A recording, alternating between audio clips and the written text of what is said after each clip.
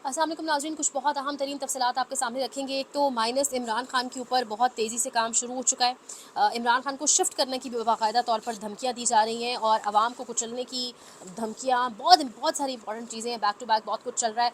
Minus Khan कैसे होगा, और अगर होगा तो हम बात करेंगे पाकिस्तान तहरीक इंसाफ से। इस हवाले से बाकायदा तौर के ऊपर मुख्तलिफ वज़रा से, मुख्तलिफ लोगों से बयानात दिलवाए जा रहे हैं। तमाम तर कहानी आपके सामने रखते हैं। ये कहानी शुरू हुई DGISPR की प्रेस कॉन्फ्रेंस से।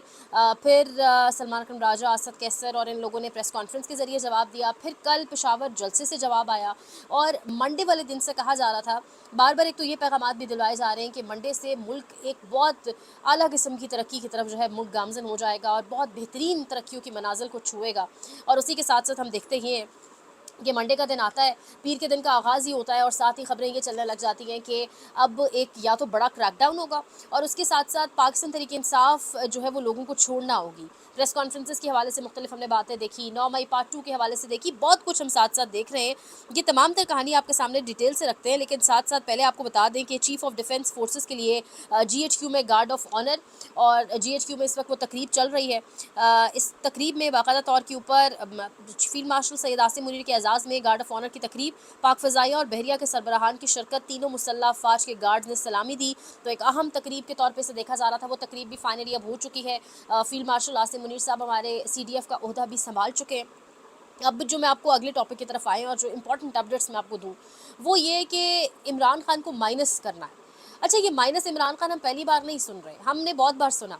हमने ये 9 मई के बाद भी सुना, इससे पहले भी सुना, और अगर तारीख उठाकर देखें तो माइनस भुट्टो भी सुना हमने। पीपल्स पार्टी ने रिटालिएट ज़रूर किया थोड़ा बहुत। माइनस नवाज शरीफ सुना, लेकिन ना नवाज शरीफ रिटालिएट करने वाले थे, ना नून लीग ने रिटालिएट किया। अवामी नेशनल पार्टी के लिए हमने ये नेशनल अवामी पार्टी, अवामी नेशनल पार्टी, उसके लिए हमने ये पूरी कैंपेन तारीख में हम सुनते हैं, पढ़ते आए हैं।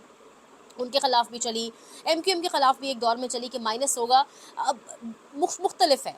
ये एक पहला सियासतदान है पाकिस्तान के अंदर जिसका आवाम के साथ रिश्ता बहुत मजबूत है, जिसका और आवाम का जो रिश्ता है वो काफ़ी स्ट्रॉन्ग है। क्या किसी के माइनस का, और वो बड़ा इंटरेस्टिंग, फवाद चौधरी साहब ने एक ट्वीट भी किया। वो कह रहे हैं कि माइनस क्या होना है, जब हुकूमत के बुज़ुर्ग कहते हैं PTI माइनस इमरान खान होगी, तो इसका मतलब ही क्या है भाई? PTI तो आपने 9 मई और 20 जून के दौरान ठुड्डे मुक्के मार कर ख़त्म कर दी थी। अब तो इमरान खान है और आवाम है।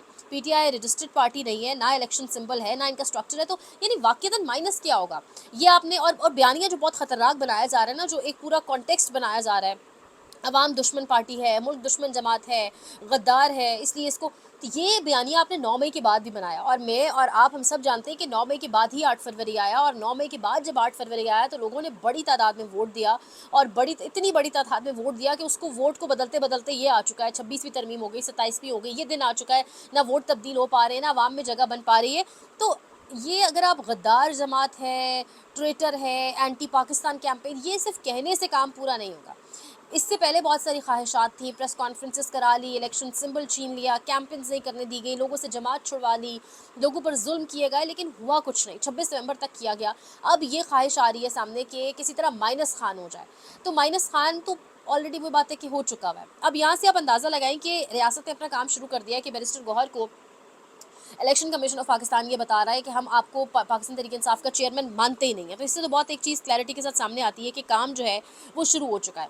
अता तारड़ से प्रेस कॉन्फ्रेंस करवाई गई, एहसन इकबाल को मैदान में उतारा गया, खालिद मकबूल सिद्दीकी, अता तारड़ ने माजरत के साथ जलसे में खिताब किया, खालिद मकबूल सिद्दीकी से स्टेटमेंट दे रही। सब के ना एक एक करके स्टेटमेंट सामने आ रहे हैं, और स्टेटमेंट एक ही है, यानी TV के ऊपर डिबेट स्टार्ट करवा दी गई है, एक माहौल बनाया जा रहा है, कॉन्टेक्स्ट क्रिएट किया जा रहा है कि पाकिस्तान तहरीक इंसाफ एक दहशतगर्द जमात है, तो इनको बस सिरे से ख़त्म ही करें। अब यहाँ पर तलाल चौधरी साहब क्या कह रहे हैं, वो तो यानी जो जिस लेवल की धमकी तलाल चौधरी साहब दे रहे हैं, वो कह रहे हैं मुज़ाकरात की दावत नहीं दी जाएगी, अब बदजुबानी करने वाला पार्लियामेंटेरियन हो या कोई और, इसकी ज़ुबान खींच ली जाएगी।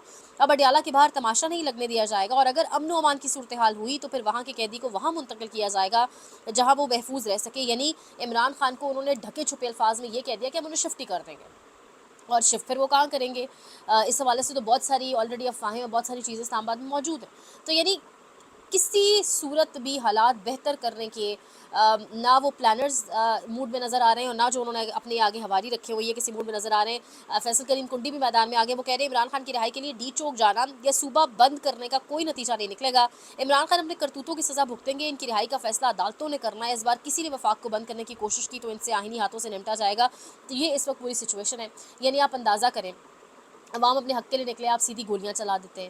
آپ نے ایک سابق وزیر اعظم کے اوپر جو کیسز بنائے تو بنائے، آپ نے اس کی بیگم کے اوپر وہ کیسز بنائے کہ وہ عدالت میں کھڑی ہے اور بھری عدالت میں آپ ان کے منتھلی سائیکلز یا پرائیویٹ چیزیں جو ہیں ان کو ڈسکس کر رہے ہیں، یعنی وہ باتیں جو شاید ہم نے بھی کھل کر کبھی نہیں کی لیکن آج کرنی پڑ رہی ہیں، اور پھر آپ آگے سے ایکسپیکٹ یہ کریں کہ مزاحمت کوئی نہ ہو، یعنی اس قدر آپ اگلے کو تنگ کریں، زچ کریں مینٹلی، اور پھر مزاحمت کریں۔ عوام کے ساتھ آپ نے کیا کچھ نہیں کیا، جس طریقے سے عوام کے ووٹوں کو توڑا مروڑا گیا اور جو کچھ ہوا، ہم ایک ایک چیز بہت اچھے سے جانتے ہیں، اور یہ جو مائنس مائنس کے فارمولے ہیں یہ ہم پہلے بھی دیکھ چکے ہیں۔ اس سے پہلے بھی کہا گیا کہ 25-30 لوگوں نے بیان حلفی جمع کرا دیا ہے، 25-30 لوگوں نے سہیل آفریدی کو ووٹ نہیں پڑے گا بیان، وہ کہاں، وہ ساری باتیں کہاں گئیں؟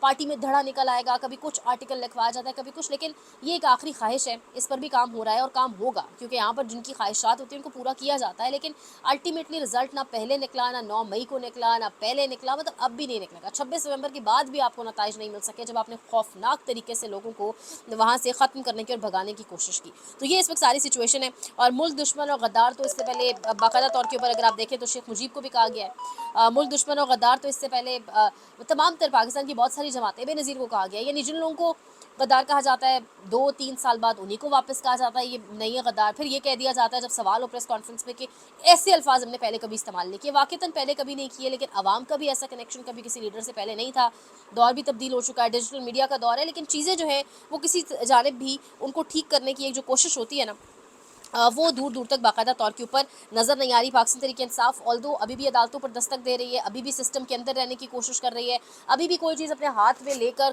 ماحول کو خراب نہیں کرنا چاہ رہی، لیکن جو یہاں پر حالات بنائے جا رہے ہیں اللہ ہی رحم کرے۔ دوسری جانب حامد میر کے پروگرام میں خواجہ آصف صاحب آتے ہیں۔ اب Khawaja Asif D G I S P R کے باس ہیں کیونکہ وزیر دفاع ہیں، تو وہ D G I S P R نے تو اس دن کیا کہا تھا، یاد کرواتی چلوں آپ لوگوں کو، کہ شیخ مجیب جو ہے وہ ایک ملک دشمن یا ایک ٹریٹر تھا، غدار تھا، اور اس کے افکار سے یا اس سے ایک انسپریشن لیتا ہے عمران خان، یہ ان کے الفاظ تھے، نام انہوں نے عمران خان کا نہیں لیا۔ وہ کہہ رہے ہیں میں ایک شیخ مجیب سے ملا ہوں، میں نہیں سمجھتا شیخ مجیب غدار تھا، یہ خواجہ آصف صاحب کہہ رہے ہیں، لیکن D G I S P R تو کہہ رہے تھے کہ وہ غدار ہے، اور عمران خان ایسے غدار کی مثال بھی کیوں دیتے ہیں۔ اب یہ حامد میر صاحب نے آگے سے سوال ڈھکے چھپے، یعنی سوال یہ اٹھتا ہے کہ یہ خواجہ آصف تو پھر ان کی باس ہیں، باس کہہ رہے ہیں کہ شیخ مجیب غدار نہیں تھا، لیکن جو نیچے سب آرڈینیٹ ہیں وہ کہہ رہے ہیں کہ شیخ مجیب غدار تھا اور اس سے انسپریشن لی جا رہی ہے، تو یہ کہانی کیا ہے؟ باس کس لائن پہ ہیں، آگے والے لوگ کس لائن پہ ہیں، یا باس واقعتاً باس ہیں بھی یا نہیں، یہ بھی ایک امپورٹنٹ سوال ہے۔ پھر ساتھ ہی کچھ حامد میر کے کلپس بھی وائرل ہو رہے ہیں، وہ دھیر کوٹ کے اندر ڈھک شکر پڑیاں کے نام سے کوئی گاؤں ہے، وہاں پہنچے، اپنے مدد آپ کے تحت لوگوں نے کوئی 1.5-2 کروڑ روپیہ جمع کیا روڈ کے لیے، تو حامد میر صاحب کہہ رہے ہیں مجھے دھمکیاں دی گئی، اور مجھے دھمکیاں دے کر کہا گیا کہ آپ وہاں نہ جائیں، وہاں فوج مخالف نعرے لگیں گے، تو پھر تو میں نے کہا اب میں ضرور جاؤں گا، اور جب میں یہاں آیا تو ایسے کوئی فوج مخالف نعرے نہیں تھے، پاکستان زندہ باد نعرے تھے، تو یہ کشمیریوں کو غدار قرار دینے کی اور ان کے خلاف ایک کیمپین کرنے کی کوشش ہے، تو اس طرح کی باتیں بھی کی حامد میر صاحب نے۔ اور جاتے جاتے میں آپ کو بتاؤں تو کشمیری امن کمیٹی کے کچھ امپورٹنٹ ارکان نے یہ اناؤنس کیا ہے کہ اگر سہراب برکت صحافی سیاست.pk سے منسلک ہمارے کلیگ بھی اگر ان کو رہا نہ کیا گیا تو ہم کشمیر کے تمام انٹری پوائنٹس بند کر دیں گے۔ اب اس کا کوئی فرق پڑے گا جنہوں نے پکڑا ہوا ہے یا نہیں، اوبیسلی کشمیری وہ تحریک تو بہت زبردست چلاتے ہیں، پھر کشمیر جو عوامی امن کمیٹی ہے اور ان کی تحریک تمام مطالبات منوا کری جاتی ہے، لیکن اس سے پہلے معاملہ سلجھ جائے گا، کیا ہوگا پیشی آج کوئی پیش نہیں کیا گیا، کوئی اسپیسیفک تاریخ پر موجود نہیں ہے، اس پر ضرور آپ کو ورنہ اپڈیٹ کریں گے۔ تو یہ اس وقت تمام تر سچویشن ہے جس پر آپ کو اپڈیٹ کرنا تھا، انشاءاللہ مزید اپڈیٹس دیں گے، لائک کریں، شیئر کریں، سبسکرائب کریں، کامنٹ سیکشن میں فیڈ بیک کا اظہار بھی کریں، خیال رکھیں، اللہ نے کے بعد۔